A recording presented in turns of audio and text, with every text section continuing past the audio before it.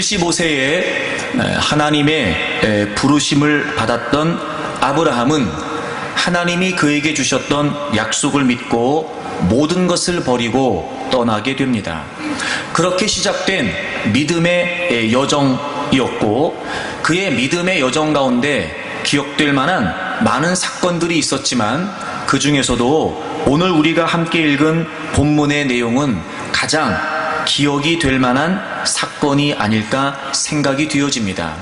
그도 그럴 것이, 우리가 그를 믿음의 조상이라고 일컫고 있는 만큼 어쩌면 이 사건이야말로 역시 아브라함은 믿음의 조상답다 싶은 마음이 들 만큼 그를 믿음의 조상이라고 누구라도 인정할 만한 사건이기 때문에 그럴 것이라 여겨집니다. 하나님이 그에게 명령하십니다.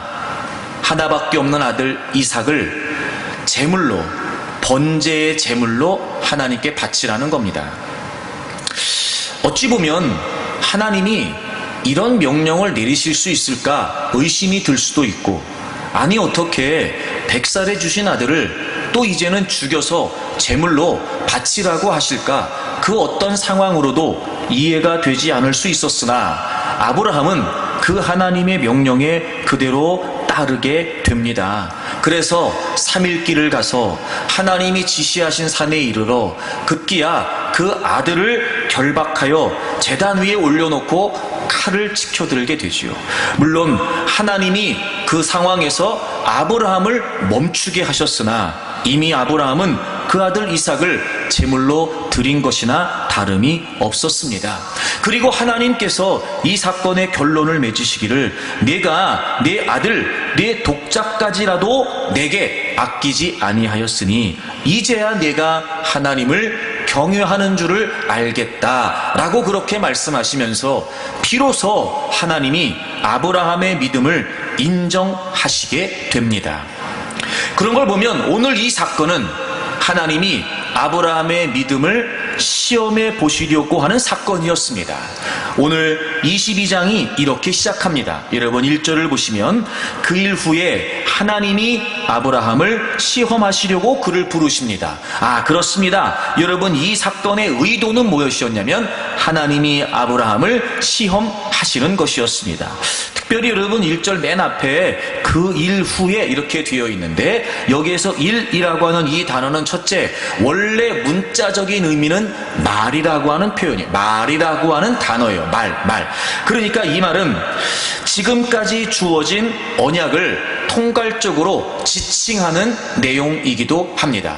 그러니까 지금까지 하나님께서 아브라함에게 베풀어 주셨던 약속, 그 모든 것들을 지칭하는 표현이기도 합니다. 또 하나, 이 일이라고 하는 단어는 사건이라는 뜻도 있다고 합니다. 그러니까 지금까지 일어난 많은 일들이 있었는데 그 일 후에 또 다른 새로운 국면이 전개되는, 내용이 전환되는 그런 이야기입니다. 그럼 왜 그 일 후에 라고 하는 표현이 필요했을까? 즉 하나님께서 그에게 주셨던 많은 약속들이 있었고, 그는 그 약속을 붙들고 믿음의 여정을 살아오는 과정에 여러 가지 많은 사건이 있었어요. 그 후에 하나님이 아브라함을 지금 시험하시려는 겁니다. 여러분, 한 가지를 더 살펴보면 하나님의 의도를 우리가 좀 짐작해 볼 수 있는데요. 21장 34절을 보시면, 그가 블레셋 사람의 땅에서 여러 날을 지냈습니다. 그러니까 아브라함은 이방 민족이었던 블레셋 사람들, 블레셋 족속의 땅에서 여러 날을 지금 살고 있었던 겁니다.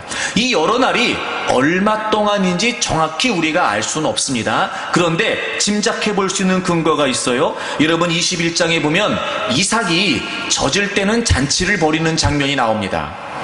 그리고 22장에 보게 되면 이삭이 자신을 번제에 드릴 제물에 쓸 나무, 그 나무를 치고 산에 올라가는 모습을 보게 됩니다.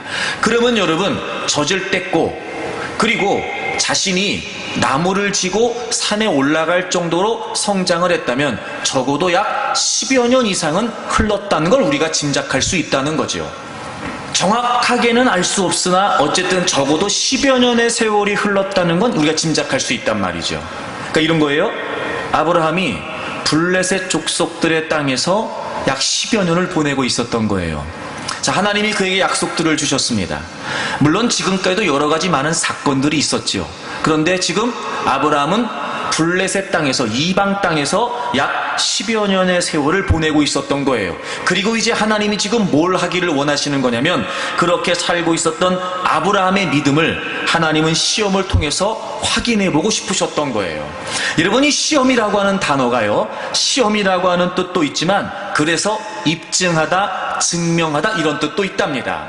그러니까 지금 여러 가지 정황상 하나님이 그에게 약속들을 주셨고, 그 약속을 믿고 믿음의 여정을 따라왔던 그에게 많은 사건이 있었으나 사실 그는 지금 이방 땅에서 약 10여 년 이상의 세월을 보내고 있었고, 하나님은 그런 상황 속에서 아브라함의 믿음을 지금 테스트함으로 아브라함은 그 하나님의 시험 앞에 자신의 믿음을 증명해낼 필요가 있었던 겁니다. 그래서 하나님은 그에게 하나밖에 없는 아들을 제물로 바치라고 말씀하셨던 것이고, 그리고 그 하나님의 명령에 그대로 따랐던 아브라함을 보시고 하나님께서는 그의 믿음을 인정하셨던 겁니다. 다른 건 모르겠으나 여러분, 오늘 창세기 22장에 나와 있는 이 아브라함의 모습을 보게 되면 우리가 궁극적으로 추구해 가야 될 진짜 믿음이 무엇인지를 살펴볼 수 있는 것입니다. 창세기 22장에 나와 있는 아브라함의 믿음은 분명히 하나님께서 인정하시는 믿음이었습니다. 여러분, 우리가 믿음이라고 말할 때마다 놓치지 말아야 될 사실이 무엇이냐? 나는 끊임없이 믿음이라고 이야기하지만 내 믿음의 대상이신 하나님께서 정말 내 믿음을 인정하시냐는 거지요. 여러분, 우리는 믿음이라고 이야기하고 믿음으로 산다고 말하고 여러분 끊임없이 믿음에 관한 이야기를 하지만 과연 우리의 믿음의 대상이신 하나님께서 우리의 믿음을 정말 인정하시냐는 거예요. 하지만 오늘 창세기 22장에서는 아브라함의 믿음을 하나님이 인정하셨습니다. 그래서 점점 믿음과 믿음의 혜택을 혼동하고 있는 이 시대에, 점점 믿음의 본질이 흐트러져 버리고 있는 이 시대에 창세기 22장이 우리에게 주는 의미는 저는 아주 중요하리라고 생각이 되어집니다. 진짜 믿음이 뭘까요, 여러분? 진짜 믿음. 그래서 우리가 궁극적으로 이게 진짜 믿음이구나 라고 추구해 가야 될 만한 믿음의 모습은 과연 어떤 모습일까요? 지난 주일에 여러분과 그 첫 번째 이야기를 나누었죠. 여러분, 믿음은 자기 자신을 드리는 것이었습니다. 하나님께서 아브라함의 믿음을 시험하시기 위해 그에게 던져주신 문제는 뭐였냐면 아들 이삭을 제물로 바치라는 것이었습니다. 그래요, 여러분, 하나님이 명령하신 이 명령에 제물로 드려지는 건 이삭 맞습니다. 하지만 창세기 22장의 내용을 보게 되면 하나님의 의도는 이삭을 받으시기 위함이 아니었고 사실은 아브라함을 받으시기를 원하셨던 겁니다. 아브라함에게서 이삭이 어떤 존재인지 하나님도 잘 알고 계셨습니다. 아브라함도 잘 알고 있었습니다. 하나님은 그 아들을 드리라고 말씀하시지요. 자, 여러분, 분명히 하나님이 제물로 바치라고 한 것은 이삭이었는데 창세기 22장에 보게 되면 이삭의 이야기가 나와 있는 게 아니라 줄곧 아브라함의 이야기만 나옵니다. 하나님은 이삭을 드리라고 말씀하시고 이삭을 주목하고 계셨던 것이 아니라 사실은 아브라함을 주목하고 계셨던 것이죠. 그리고 창세기 22장의 내용을 보게 되면 계속해서 아브라함이 어떻게 했는지를 기록하고 있다는 거지요. 곧 하나님의 시선은 이삭이 아닌 아브라함을 향하고 계셨다는 겁니다. 그렇습니다, 여러분. 하나님께서 이 사건에서 원하셨던 것은 사실 이삭이 아니었고 아브라함을 받기를 원하셨던 것이고, 그래서 하나님께서 아브라함의 믿음을 인정하시면서 내 아들 내 독자까지라도 나를 위해 아끼지 않았으니 이제 내가 믿다는 것을, 나를 경외한다는 것을 내가 인정하겠다, 이렇게 말씀하신 거예요. 여러분, 믿음은요 자기 자신을 드리는 것입니다. 지난주일에 말씀을 드렸던 것처럼 하나님이 원래 제물을 가져오라고 말씀하실 때, 제사에서 제물을 가져오라고 말씀하실 때 하나님이 원하셨던 건 제물이 아니라 제물을 드리는 바로 그 사람을 원하셨던 것이었습니다. 여러분, 우리가 예수 그리스도를 믿음으로 말미암아 구원받은 하나님의 백성이 되었다는 것은 이제 우리의 전 존재가 하나님께 드려진, 하나님께 바쳐진 존재가 되었다는 것을 의미하는 것입니다. 그러므로 믿음은 우리가 궁극적으로 추구해야 될, 마침내 우리가 이루어가야 될 믿음의 진짜 모습은 무엇이냐? 나 자신을 하나님께 드리는 것입니다. 로마서 12장을 찾아보겠습니다. 로마서 12장 1절을 보겠습니다. 로마서 12장 1절을 보시면, 그러므로 형제들아 내가 하나님의 모든 자비하심으로 너희를 권하노니, 바울 사도가 구원받은 하나님의 백성들에게 이렇게 권면합니다. 하나님의 모든 자비하심으로 너희를 권한다. 여러분 보세요.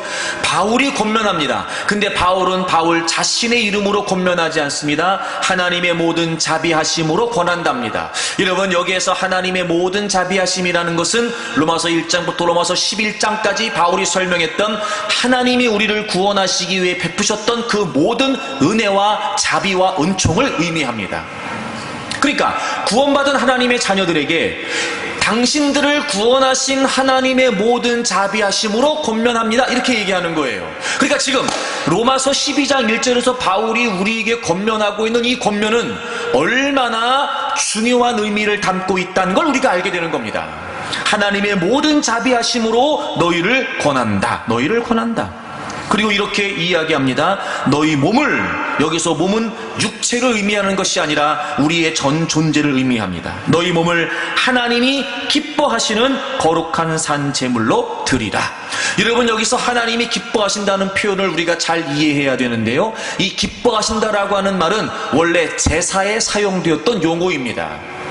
연락하신다. 여러분, 구약의 제사와 관련된 많은 이야기들을 보게 되면 연락한다라고 하는 표현이 나와요. 즉 하나님이 그 제사를 받으셨다는 거예요. 기쁘게 받으셨다는 거예요. 여기서 하나님이 기뻐하신다는 것은 우리가 생각하는 그런 일상적인 기쁨이나 즐거움을 말하는 것이 아니라 하나님이 기쁘게 그 제사를 받으셨다는 거예요. 근데 그 제사의 제물이 뭐예요? 너희 몸을, 너희의 존재를 거룩한 산 제물로 드리라는 거예요.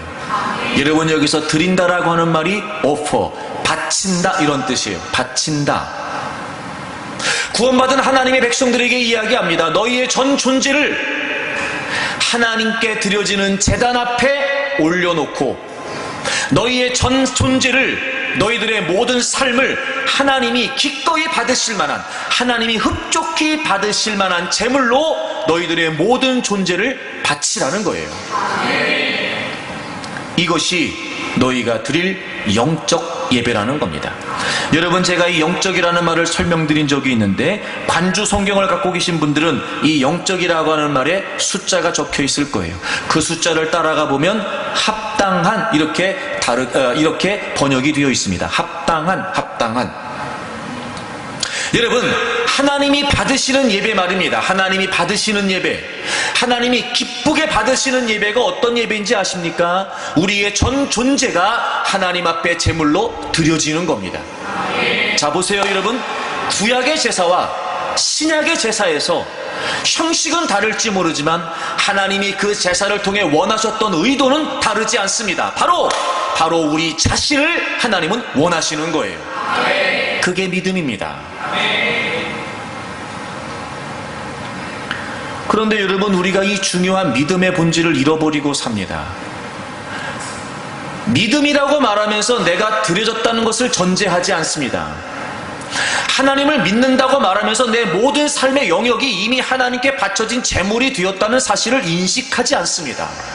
그러므로 우리는 진정한 믿음을 추구하려고 하기보다는 여전히 내가 살아있어서 이미 나는 하나님께 드려진 제물이 되었음에도 불구하고 여전히 내가 주인 되어 내 인생을, 내 의도를 가지고 살아가는 데 있어서 믿음의 혜택만을 추구하고 있는 겁니다.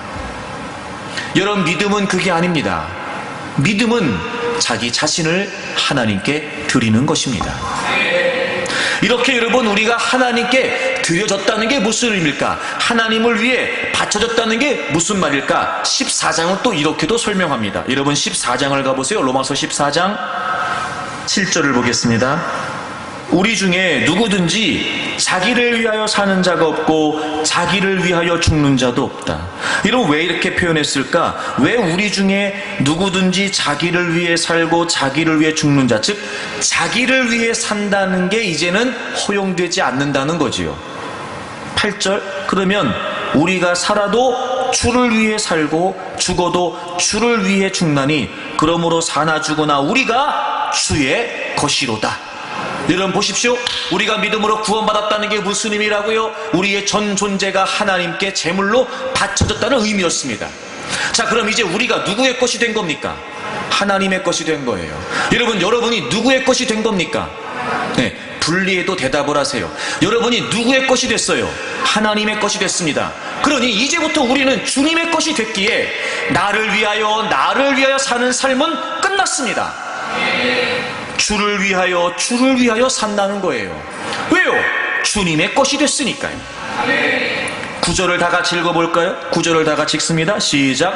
이를 위하여 그리스도께서 죽었다가 다시 살아나셨으니 곧 죽은 자와 산 자의 주가 되려 하심이라. 아멘. 우리가 주님의 것이 됐습니다. 이제 우리의 주인은 주님이 되셨습니다. 그래서 예수 그리스도께서 죽었다가 다시 살아나셨다는 겁니다. 여러분, 예수님이 부활하셨다는 것은 바로 그분이 신성을 갖고 계시다는 중요한 의미지요. 만물에 대한 모든 주권이 그분에게 있다는 것입니다. 여러분, 여기서 주가 된다라고 하는 이 표현, 주가 되려 하신다, 이 표현은 바로 주인이 되셨다는 표현입니다. 그래서 이제 우리는 주님의 것이 되었습니다. 우리의 주인은 주님이 되셨지요. 그러므로 예수 그리스도를 믿기 이전에는 나를 위해 이게 가능했습니다. 이게 당연했습니다. 그런데 여러분, 예수 그리스도를 믿고 난 이후에는 나를 위해 할 수 없습니다. 왜요? 내 전 존재가 내 것이 아니기 때문에 그렇습니다. 이제 우리는 누구의 것이 되었어요? 주님의 것이 되었습니다. 버티는 겁니까? 대답을 안 하고. 여러분, 이제 나는 누구의 것이 되었어요? 주님의 것이 되었습니다. 그러므로 이제 우리가 누구를 위해 살아야 돼요? 주님을 위해 살아야 돼요. 그러므로 내가 하나님께 드려졌다, 이게 무슨 의미예요? 이제 나를 위해 사는 것이 아니라 주님을 위해 사는 존재가 되었다는 겁니다. 여러분, 믿음은 자기 자신을 드리는 겁니다. 즉, 우리가 믿음으로 산다는 것, 우리가 궁극적으로 추구해야 될 믿음의 모습은 무엇이냐? 나를 위해 사는 인생이 아니라 주님을 위해 사는 인생이 되는 겁니다. 제가 지난 주일에 이런 말씀을 드렸는데, 왜 자꾸 드리라고 하느냐? 왜 자꾸 나를 위해 살지 말고 주님을 위해 살려고 하느냐? 라고 이렇게 우리는 의문을 품을 수 있다는 거예요. 하지만 여러분, 그건 아주 심각한 오류입니다. 그건 여러분, 복음이 뭔지를 모르는 거지요. 여러분, 예수 그리스도의 십자가가 뭔지를 모르기 때문에 그렇게 얘기하는 겁니다. 제가 지난주에 말씀을 드렸죠. 사실은 하나님이 먼저 희생하셨습니다. 여러분, 우리가 희생했다고 얘기하지 마십시오. 우리가 하나님께 뭘 드린다고 말하지 마세요. 우리가 그 무엇을 하나님께 드리고, 아니 설사 우리가 우리의 전 존재를 다 하나님께 내어드려 평생을 주님을 위해 산다고 한들, 하나님께서 우리를 위해 베푸르신 그 놀라운 사랑과 은혜, 나를 건지시기 위해 예수 그리스도를 십자가에 죽이신 이미 하나님이 아버지이시기를 포기하시고 아들 예수님을 우리에게 내어주신 그 희생을 여러분, 우리가 어찌 다 말로 형용할 수 있단 말입니까?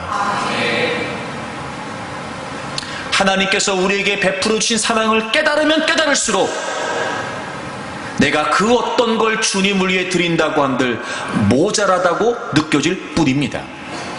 사실 우리는 그 무엇으로도 하나님의 은혜와 사랑을 보답할 길이 없습니다. 여러분, 우리는 그 무엇으로도 우리를 죄에서 구원하시기 위해 우리의 모든 죄를 예수 그리스도에게 담당시키셔서 우리를 건지시기 위한 대속 제물로 예수 그리스도를 내어주신 그 하나님 아버지의 희생은 여러분, 그 무엇으로도 우리가 다 할 수 없습니다. 그러나 그럼에도 불구하고 우리 편에서 그 놀라운, 말도 안 되는 그 어떤 논리로도 설명이 되지 않는 그 놀라운 하나님의 은혜와 사랑이 비길 수 있는 그 무엇이 무엇일까? 우리가 그 하나님의 사랑 앞에 해드릴 수 있는 최고가 과연 최선이 무엇일까? 그게 바로 나란 말이에요. 나.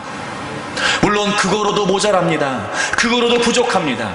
하지만 그럼에도 불구하고 정말 우리에게 임의도 베풀어 주신 그 하나님 아버지의 사랑을 우리가 존재적으로 깨달았다면, 여러분, 우리가 할 수 있는 최선은 나를 하나님께 내어드리는 거예요. 우리가 하나님의 사랑을 오해하고 있는 겁니다. 하나님의 사랑은 여러분 그렇게 우리가 서로서로 얘기하는 사랑처럼 그렇게 하찮은 사랑이 아닙니다. 그저 좋을 때는 사랑이고 돌아서면 미움이 되는 그딴 사랑 아닙니다. 수없이 많은 여러분 사람들이 사랑을 이야기하지만 점점 여러분 사랑이 타락하고 변질되어가는 그런 사랑하고는 여러분 비교조차 되지 않습니다. 하나님께서 우리에게 베풀어 주신 사랑은 여러분 단순히 감정이 아닙니다. 내 기분 좋자고, 나 만족하자고, 나 편안해지자고, 나 편안해지자고 이야기하는 그런 사랑 아닙니다, 여러분.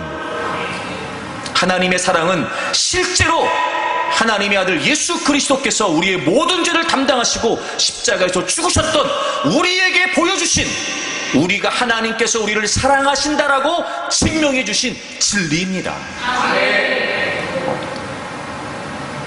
요한일서에 있는 것처럼 사랑은 하나님이 우리를 위해 예수 그리스도를 대속의 제물로 내어주신 겁니다. 그게 사랑입니다. 제가 늘 여러분에게 입버릇처럼 말씀드렸습니다. 어떻게 이 하나님의 사랑이 교리로 이해가 되냔 말이에요.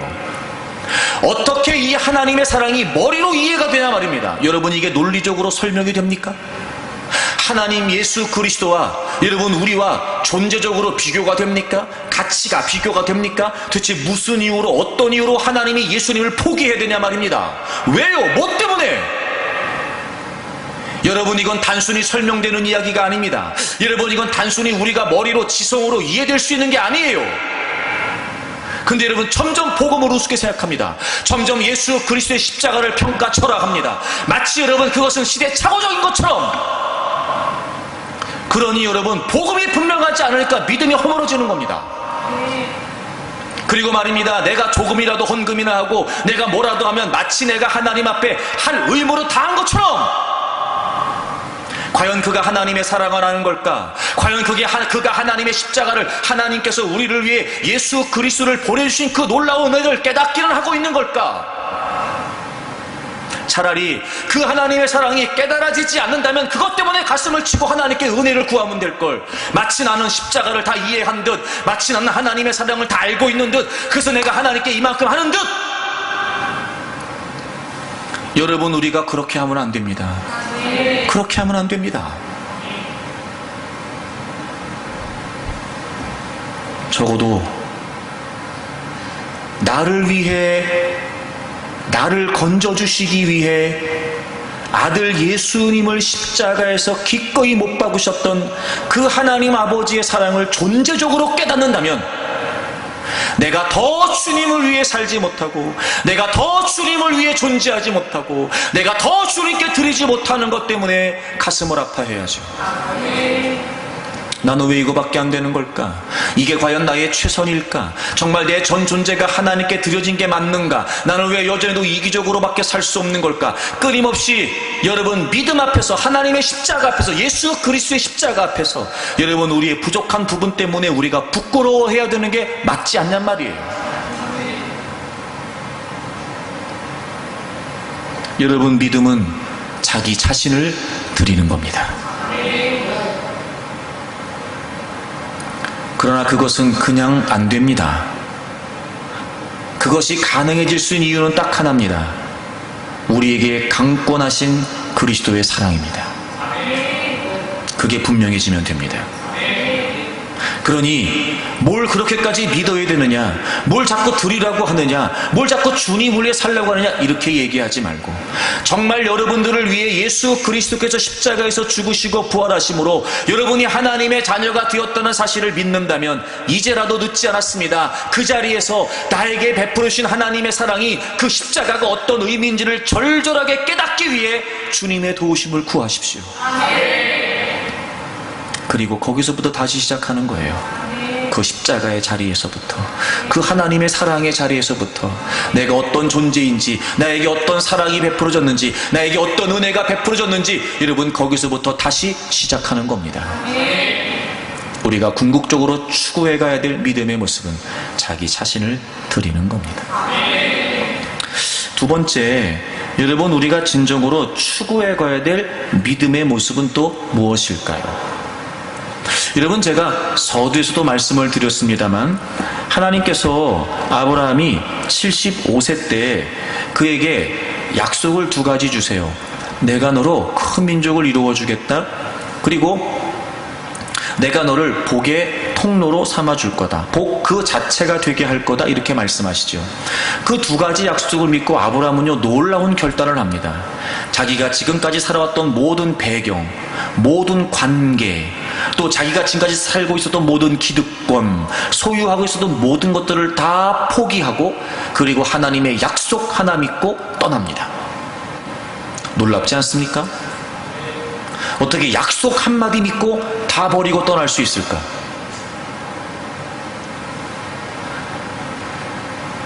그렇게 여러분, 우리가 보기에도 쉽지 않은 모습이 그에게 있었고, 그렇게 시작된 믿음의 여정 가운데 오늘 창세기 22장은 그것보다 더 이해가 되지 않는 모습이 등장하는 거예요. 100살에 얻은 아들이었습니다. 눈에 넣어도 아프지 않은 아들. 어쩌면 아브라함에게서 이삭은 아브라함 자신보다 더 중요한 의미였을 수도 있습니다. 어찌 그 아들을 하나님 앞에 바칠 수 있겠냐 말이에요. 그런데 놀라운 건 아브라함은 그 아들을 바칩니다. 여러분, 믿음은 지속적인 순종입니다. 믿음은 일관된 순종입니다. 순종으로 시작한 이해되지 않는 상황, 도무지 그 누구도 쉽게 할 수 없는 상황이었으나 아브라함은 하나님의 약속의 말씀 한마디 믿고 그의 모든 걸 버리고 떠났습니다. 순종했다고요. 너 내가 약속할게. 내가 너 이렇게 만들어줄 거야. 너 다 버리고 떠나라. 그랬더니 아브라함은 그 하나님의 약속을 붙들고 하나님이 명령하신 바를 따라 모든 걸 다 버리고 떠났단 말이에요. 순종했다고요. 여러분, 그렇게 믿음의 여정이 시작됩니다. 그리고 오늘 창세기 22장, 더 말도 안 되는 상황이 벌어진 겁니다. 너 아들 독자 이삭을 나에게 번제로 드려라. 아브라함은 그대로 하나님이 말씀하신 대로 자기 아들 이삭을 제물로 바칩니다. 하나님이 그에게 명령하신 바를 따라서 말이죠. 순종했단 말입니다. 그리고 하나님은 오늘 이 장면에서 바로 아브라함의 믿음을 인정하셨습니다. 사실 여러분, 이 장면은 이해가 되지 않는 상황일 수 있습니다. 어떻게 이렇게까지 순종할 수 있을까 싶은 생각이 들지요. 하지만 여러분, 그렇지 않습니다. 여기에서의 장면은 여기 한 번의 장면이 아니에요. 일회적으로 아브라함이 하나님께 순종했던 게 아니었습니다. 원래 아브라함의 믿음의 여정은 순종으로 시작하여 끊임없는 순종으로 이어져 왔으며, 이 장면, 하나님께서 아브라함의 믿음을 인정하는 이 장면 역시 그는 지금 또 순종하고 있는 겁니다. 순종했던 그가, 순종하며 여기까지 왔던 그가 여기서도 지금 순종하고 있는 거예요. 아하, 여러분, 믿음은요, 지속적인 일관된 순종입니다. 여러분, 믿음은요, 지금 당장 내가 뭘 얻기 위한 도구적인 수단이 아닙니다. 믿음은요, 지금 내 삶의 문제를 해결하여 더 평탄하고 편안한 삶을 보장받기 위한 도구적인 수단이 아닙니다. 믿음은 순종으로 시작한 믿음의 여정 가운데 지속적으로 순종하는 겁니다. 지속적으로 일관되게 순종하는 겁니다. 아브라함이 그랬듯 말입니다. 어떻게 이런 말씀에 순종할 수 있을까? 대단하네 라고 여길지 모르나, 여러분, 여기에서 한번 순종한 게 아니라 말이에요. 아브라함은 이미도 지속적으로 순종해 왔고, 여기에서 이렇게 우리가 다 그를 존경하지 않을 수 없을 만큼 아브라함은 또 오늘 순종의 모습을 보이고 있는 겁니다. 그래요, 여러분, 믿음은 순종입니다. 우리가 이걸 놓치고 있는 겁니다, 지금. 근데 우리는 믿음을 얘기할 때마다 순종 얘기 안 합니다. 여러분이 대놓고는 말을 하지 않아도 지금 여러분의 표정이 약간 뭔가 이렇게 거시기한 이 표정을 보면 이게 이제 알 수 있습니다. 이런 믿음은 순종이에요. 그것도 지속적인 순종입니다. 근데 우리가 그걸 놓치고 있어요, 지금. 사실 여러분, 믿음이 시작되는 건요, 순종하기 때문에 시작되는 거예요. 요한복음을 찾아보세요. 요한복음 3장입니다. 요한복음 3장 36절을 보세요. 요한복음 3장 36절입니다. 아들을 믿는 자에게는 영생이 있습니다. 당연하죠. 우리가 예수 그리스도를 믿기 때문에 구원받고 영생을 얻습니다. 그러니까 아들을 믿는 자에게는 영생이 있습니다. 그 뒤를 보세요. 아들에게 순종하지 아니하는 자는 영생을 보지 못한답니다. 그리고 도리어 하나님의 진노가 그 위에 머물러 있답니다. 요한복음 3장 16절에도 하나님이 세상을 이처럼 사랑하사 독생자를 주셨습니다. 여러분, 하나님은요, 우리 모두를 사랑하셨어요. 이 세상을, 믿는 자든 믿지 않는 자든 하나님은 이 세상을 사랑하셨습니다. 그래서 독생자를 주셨어요. 근데 그걸로 되지 않습니다. 자, 하나님 편에서 독생자를 내어주셨습니다. 그게 끝이 아니에요. 그럼 이제 어떻게 하면 돼요? 이는 그를 믿는 자마다 멸망하지 않습니다. 그리고 영생을 얻습니다. 그런데 이 이야기를 믿는 자에게 영생이 있다고 말하니까 그 다음엔 믿지 않는 자는 영생을 보지 못한다, 이렇게 말하면 될걸. 믿는 자에게는 영생이 있다고 말하고 순종하지 않는 자는 영생이 없다는 거예요. 아, 여러분, 하나님께서 우리에게 예수 그리스도를 보내주신 그거 말입니다. 그 사랑 말입니다. 아, 예수님이 나의 죄를 다 담당해 주셨습니다. 그것은 하나님 아버지의 사랑이었습니다. 내가 예수 그리스도를 믿음으로 말미암아 구원받습니다 라고 믿는 건 그 하나님께 순종하는 거였어요.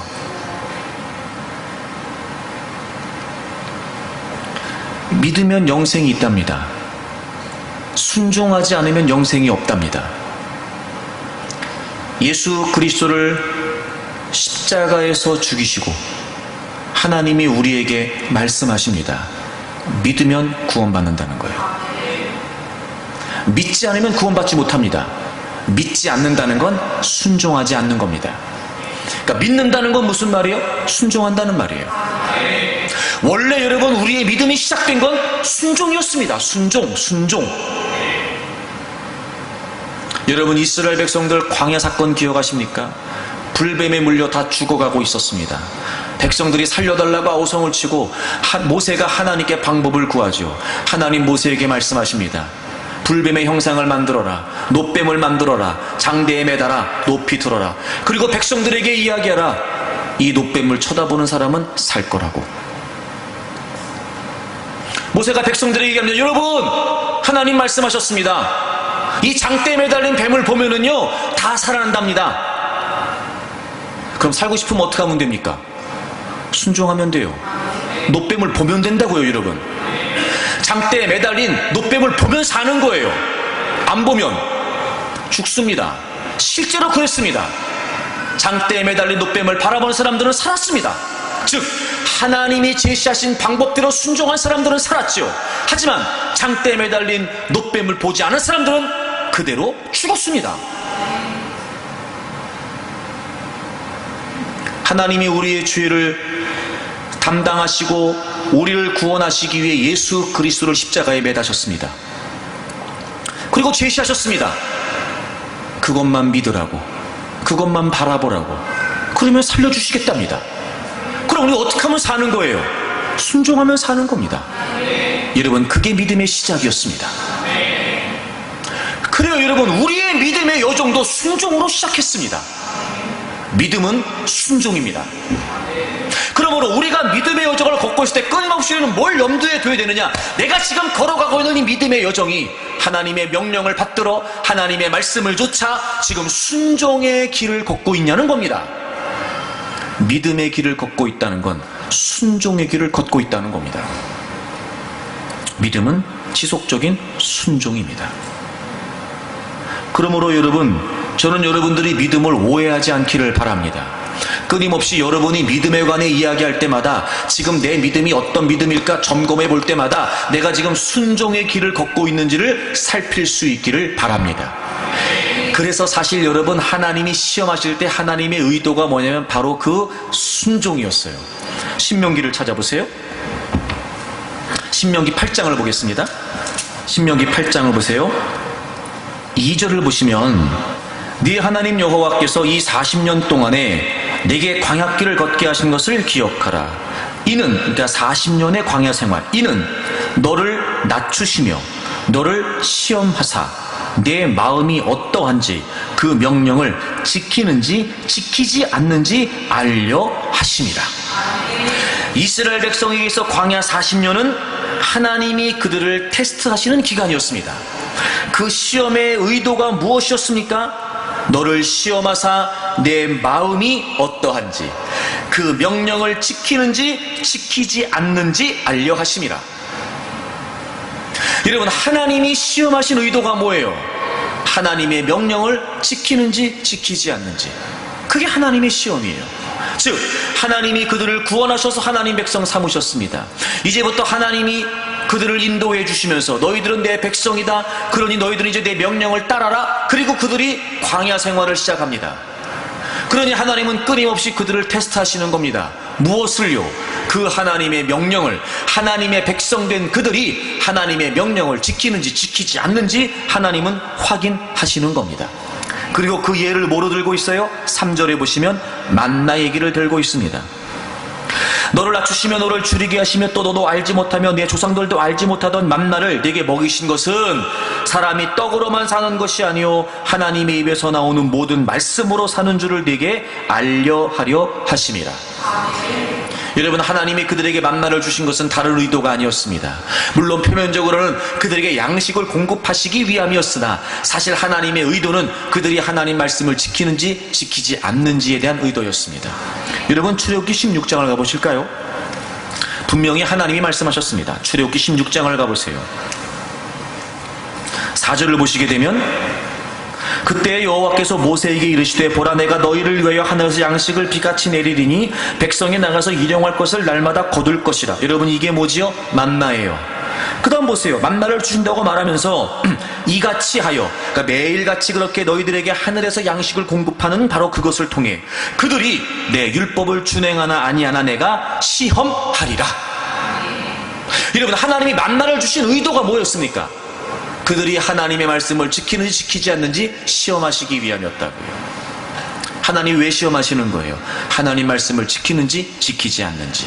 왜요? 그게 믿음이니까요. 그게 믿음이니까요. 사랑하는 여러분, 여러분은 지금 하나님의 말씀에 순종하고 있습니까? 하나님 말씀을 따라 순종하며 살고 계십니까? 지금 여러분이 걷고 있는 그 믿음의 여정 말입니다. 언제부터 시작되었는지 모르지만 하나님을 믿기로 결정하고 그때부터 시작된 여러분의 모든 그 믿음의 삶의 여정들이 지금 하나님의 말씀을 조차 하나님의 뜻을 받들어 그렇게 지금 순종으로 걷고 있냐 말이에요. 만약에 지금 우리가 걷고 있는 길이 순종의 길이 아니라면 여러분, 우리는 우리의 믿음을 점검해 봐야 됩니다. 지금 내가 하나님이 명령하신 바를 따라 내 인생을 향하신 하나님의 계획을 따라 나의 주인 되신 하나님의 말씀을 쫓아 순종으로 지금 걷고 있지 않다면 여러분, 지금 나는 믿음을 어떻게 생각하고 있는지 다시 한번 점검해 봐야 됩니다. 우리가 마땅히 하나님의 말씀을 쫓아 순종의 길을 걷고 있지 않다면 과연 나는 지금 믿음으로 무엇을 추구하고 있는지 살펴봐야 됩니다. 믿음은 내가 원하는 것을 얻기 위한 도구적인 수단이 아닙니다. 믿음은 지속적인 순종입니다. 여러분, 이게 왜 중요하냐면, 잘 들으세요. 중요하니까 눈을 뜨세요. 이게 왜 중요하냐면 여러분, 인간은 누구나 다 행동을 하려고 하는 의지를 갖고 있습니다. 인간은 누구나 다 행동하려는 의지를 갖고 있습니다. 그런데 그 인간의 행동 양식이 순종 아니면 불순종이에요. 인간은 행동하려는 의지를 갖고 있다. 그래서 인간의 모든 행동 양식이 있는데 딱 두 가지입니다. 순종 아니면 불순종이에요. 그래서 우리가 믿음으로 산다라고 말할 때 내가 지금 하나님께 순종하고 있는지가 중요합니다. 자, 로마서 6장을 찾아보세요. 로마서 6장 16절을 보겠습니다. 너희 자신을 종으로 내주어 누구에게 순종하든지 그 순종함을 받는 자의 종이 되는 줄을 너희가 알지 못하느냐. 여러분, 지금 우리 인간이 살아가는 행동 양식을 성경은 순종으로 말씀하고 있습니다. 순종이 뭐냐면 우리 자신을 종으로 내어주어 누구에게 순종하는 거예요. 그래서 우리는 그 순종함을 받는 자의 종으로 삽니다. 여러분, 순종은 행동입니다. 순종은 행동이에요. 둘 중에 하나입니다. 혹은 죄의 종으로 사망에 이르고, 혹은 순종의 종으로 의에 이르러요. 이 순종의 종이라고 하는 표현이 22절에 보면 하나님께 종이 됐다 이렇게 나와요. 둘 중에 하나입니다. 죄의 종으로 살든지 하나님의 종으로 살든지. 그런데 17절을 보세요. 하나님께 감사하리로다 너희가 본래 즉 예수 그리스도를 믿기 전까지 줄곧 우리의 원래 본래 우리는 죄의 종이었습니다. 여러분, 우리는요 죄악된 본성에 의하여 사단의 지배를 받고 있었습니다. 죄라는 세력의 지배를 받고 있어서 우리는 전적으로 죄의 종으로, 죄가 시키는 대로, 어둠의 세력이 시키는 대로 할 수밖에 없었습니다. 본래 죄의 종이었습니다. 자, 이 말은 무슨 말이에요? 우리가 죄에게 순종했고 하나님께 불순종했다는 말이죠. 행동 양식은 순종과 불순종입니다. 그런데 우리가 하나님께 감사할 수밖에 없는 일이 벌어집니다. 예수 그리스도께서 우리의 모든 죄를 담당해 주셨다고 하는 이 복음, 너희에게 전하여 준 바 교훈의 본, 이건 우리에게 전달된 복음의 가르침을 말합니다. 그것을 너희들이 마음으로 뭐 했다고 되어 있어요? 순종했다고요. 순종했다고. 믿었다고 되어 있지 않고 뭐라고 되어 있어요? 순종했다고요. 원래 우리의 믿음의 여정은 순종으로 시작된 겁니다. 순종으로. 마음으로 순종하여 18절입니다. 죄로부터 해방되어. 이제 우리가 죄의 종이었어요. 죄에게 순종하고 하나님께 불순종하고 있었는데 예수 그리스도께서 우리의 모든 죄를 담당해 주심으로 말미암아 그 죄로부터 해방이 됐습니다. 그리고 이제 우리는 의의 종, 하나님께 종이 되었습니다. 보세요. 16절에 너희 자신을 종으로 내주어 누구에게 순종하든지 그 순종함을 받는 자의 종이라고 그랬어요. 순종함을 받는 자의 종이라고 그랬습니다. 그럼 우리가 죄의 종에서 해방되어 이제 하나님의 종이 되었으니까 우리는 누구에게 순종하는 겁니까? 하나님께 순종하는 거예요. 그러니까 하나님께 순종하고 이제 죄에게는 불순종하는 겁니다. 여러분, 왜 말씀에 순종하는 게 중요하냐면요, 우리 인간의 행동 양식은 순종 아니면 불순종이에요. 성경이 우리에게 분명히 말씀하고 있습니다. 순종 아니면 불순종. 근데 예수 그리스도 이전에는 죄에게 순종했고 하나님께 불순종했어요. 근데 예수 그리스도께서 우리의 모든 죄를 담당해 주심으로 말미암아 우린 죄로부터 해방됐습니다. 이제 하나님의 종이 됐어요. 하나님께 순종하고 죄에게 불순종합니다. 이게 바로 우리의 존재의 양식입니다. 우리의 행동의 양식입니다. 그런 걸 보면 제가 늘 여러분에게, 줄곧 여러분에게 강조했던 순종의 아주 중요한 본질을 우리가 여기서 볼 수 있어요. 그래서 여러분, 말씀에 순종한다는 건 관계로 가능한 거예요. 관계로. 예수 그리스도 이전에 우리는 하나님과의 관계가 단절되어 있었어요. 그러니 하나님께 불순종할 수밖에 없었던 겁니다. 예수 그리스도 이전에 우리는 죄의 지배를 받고 있었어요. 그래서 죄에게 순종했던 겁니다. 그런데 예수 그리스도께서 우리의 모든 죄를 담당해 주심으로 말미암아 우린 죄로부터 해방됐고 이제 하나님의 종이 됐어요. 하나님과의 관계가 회복됐습니다. 하나님이 나의 하나님 되셨고 내가 하나님의 자녀가 되었습니다. 회복된 관계, 회복된 그 친밀한 하나님과의 연합, 이 관계로부터 이제 우리가 하나님의 말씀에 순종하게 된 것입니다. 순종은 관계입니다. 그래서 여러분, 우리는 끊임없이 내가 믿음이라고 말할 때 내가 예수 그리스도를 믿음으로 말미암아 하나님의 백성이 되었다는 이 정체성, 내가 하나님과의 관계 안에 있다라고 하는 이 분명한 정체성, 그래서 내가 지금 하나님은 나의 하나님이 되시고 나는 하나님의 백성이 되었다라고 하는 예수 그리스도 안에서 회복된 이 분명한 하나님과의 관계, 이렇게 말씀을 지키는 거예요. 여러분, 순종하는 건 기계적으로 안 됩니다. 순종하는 건 교리적으로 안 됩니다. 여러분, 순종하는 건요, 신앙이 연수가 쌓인다고 되지 않습니다. 여러분, 순종하는 건요, 직분 있다고 되지 않습니다. 목사라고 순종이 될까? 천만에요, 여러분. 그렇지 않습니다. 순종은 하나님의 나의 하나님이시고 내가 하나님 백성 되었다라고 하는 분명한 하나님과의 관계 안에 있을 때 순종이 가능한 거예요. 죄의 종이든지 하나님의 종이든지 관계라고요, 여러분. 근데 여러분, 우리가 이게 왜 안 될까요? 이게 왜 우리는 어려운 걸까요? 여러분, 이게 우리는 왜 힘든 걸까요? 나 때문에 그래요. 나 때문에. 더 정확히 표현해 볼까요? 예수 그리스도를 믿음으로 말미암아 이제 나는 하나님의 백성이 되었음에도 불구하고 여전히 죄악된 본성에 이끌려 예전의 모습, 옛사람의 모습으로 살려고 하는 우리의 죄성 때문에 그렇습니다. 자, 보세요. 그래서 우리가 하나님의 말씀에 순종하기 위해 뭘 해야 되냐면 성령 앞에 굴복되기 위해 힘써야 됩니다. 이 분명한 관계를 깨닫게 하시고 증명해 주시고 확증해 주시는 분이 성령님이시기 때문에 그렇습니다. 여러분, 로마서 8장을 좀 가보실까요?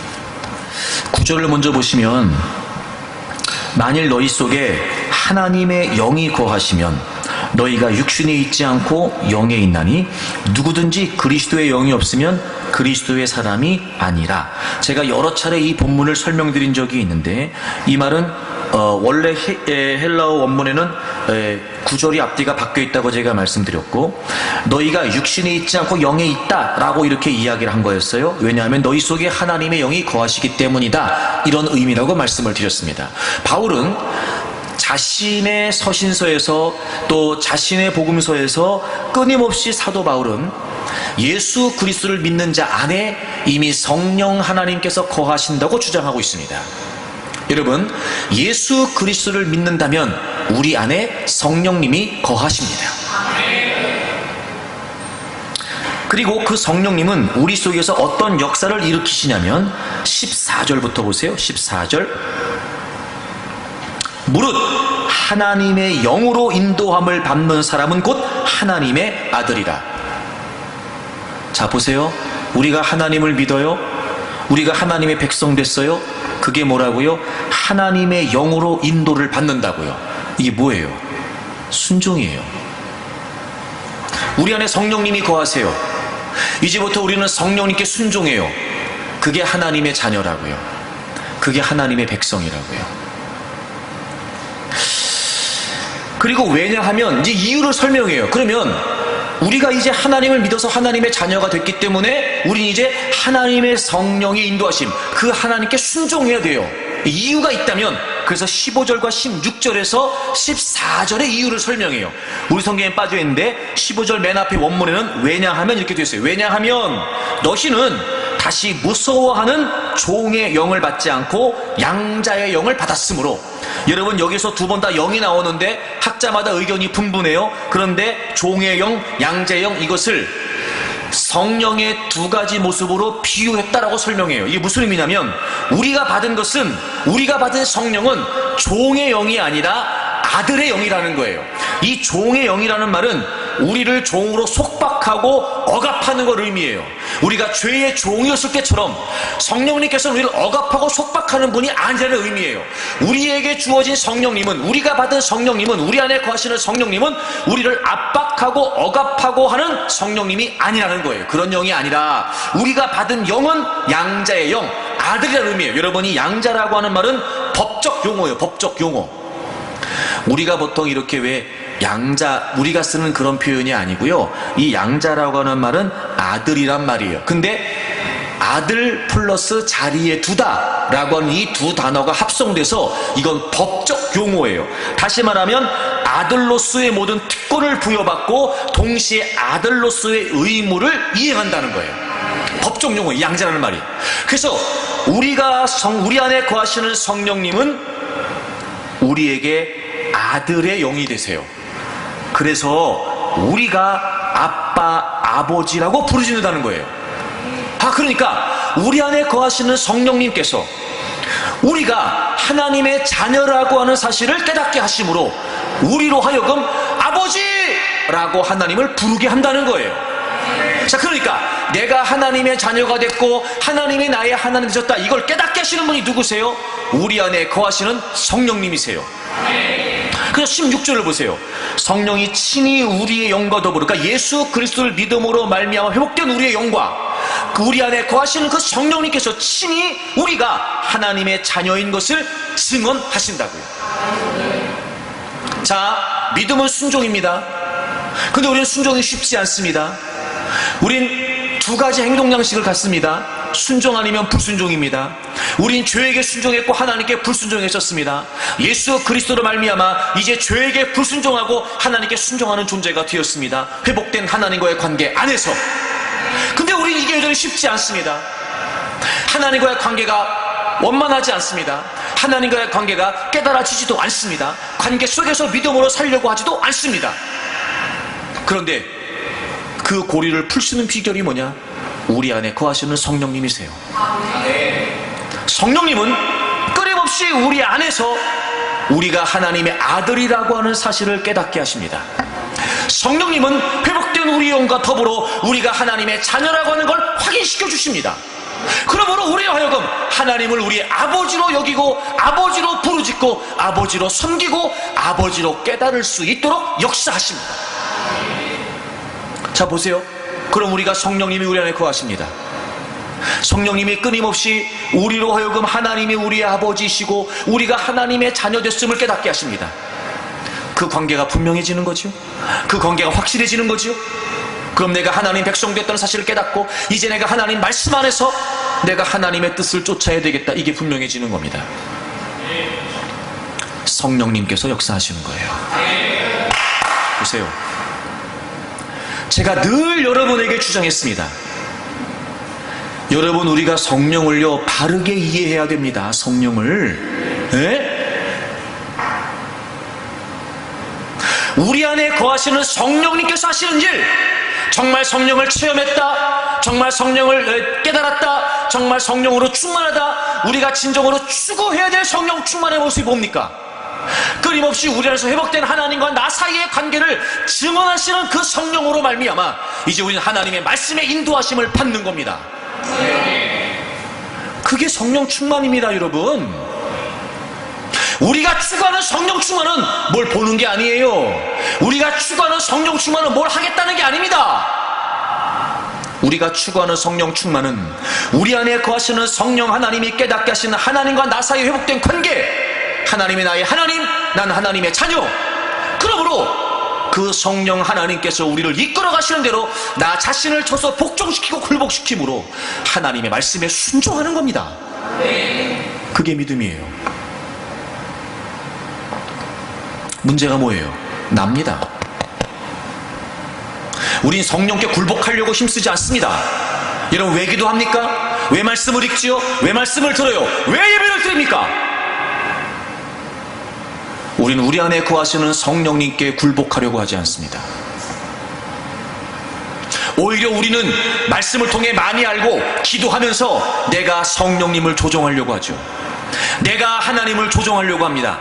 이용하려고 합니다. 과연 우리가 알고 있는 하나님, 그토록 경험했다고 말하는 하나님, 내가 깨달았다고 말하고 하는 하나님, 과연 내가 얼마나 그 하나님 말씀 앞에 굴복하려고 하는가? 성령님은 끊임없이 우리 안에서 하나님이 나의 하나님 되시고 내가 하나님의 자녀됨을 증언하시는 분이신데, 얼마나 우리 안에 거하시는 성령 하나님의 역사를 말미암아 내가 그 성령 하나님에 굴복하려고 하는가? 내가 얼마나 그 하나님의 말씀에 굴복하려고 하는가? 그 하나님의 지배를 받으려고 하는가? 그 하나님의 다스리심을 받으려고 하는가? 물론 때로는 우리의 연약한, 때로는 우리의 죄성을 가진 육신의 으로 말미암아 우리는 우리의 의도대로 살려고 하고 우리의 고집대로 살려고 하고 우리 육신대로 살려고 하는 의도가 분명히 있을 겁니다. 그런 죄성이 있지요. 물론이지요. 하지만 우리 안에 거하시는 성령, 여러분 안에 성령님이 정말 거하심으로, 여러분 예수 그리스도를 믿음으로 여러분 안에 성령님이 거하신다면, 그토록 입버릇처럼 얘기하고 하는 것처럼 정말 성령님이 맞다면 우리가 그 성령 하나님을 바르게 인식하여 얼마나 우리가 우리의 의지를 꺾고 우리의 욕심을 꺾고 여러분 우리의 욕망을 꺾고 성령 하나님께 굴복하라고 하냐 말이에요. 도대체 우리가 추구하는 믿음은 뭡니까? 도대체 우리가 말하는 믿음은 뭡니까?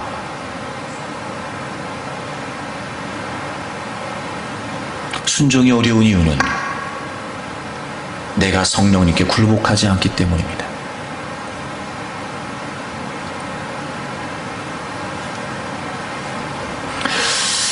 그만큼 우리는 연약합니다. 믿음으로 살아보겠다고 두 주먹을 불끈 쥐지만 여전히 실패투성입니다. 우린 완전하지 않습니다.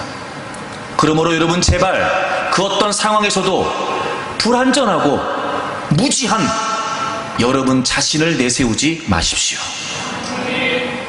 언젠가 우리를 이끄셔서 하나님 자신의 뜻을 이루어 가실 완전하신 하나님, 그분 앞에 철저히 굴복되기 위해 힘쓰십시오. 그분의 은혜라면 가능합니다. 그분의 사랑이라면 가능합니다. 그러므로 우리 안에 거하시는 성령 하나님을 의존한다면 얼마든지 가능합니다. 있는 그대로 연약함과 부족함을 인정하고 우리는 그렇게 실수할 수밖에 없는 존재라고 하는 사실을 절감하면서 주님, 우리는 이런 모습입니다. 주님의 은혜가 필요합니다. 주님, 저희를 좀 도와주십시오.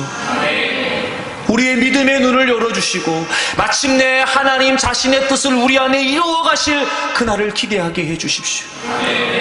하나님, 저 자신을 쳐서 복종시키겠습니다. 우리 안에 거하시는 성령 하나님 앞에 굴복하겠습니다. 그런 결심과 결단으로 저는 여러분이 믿음의 여정을 이어갈 수 있기를 바랍니다. 믿음은 지속적인 순종입니다.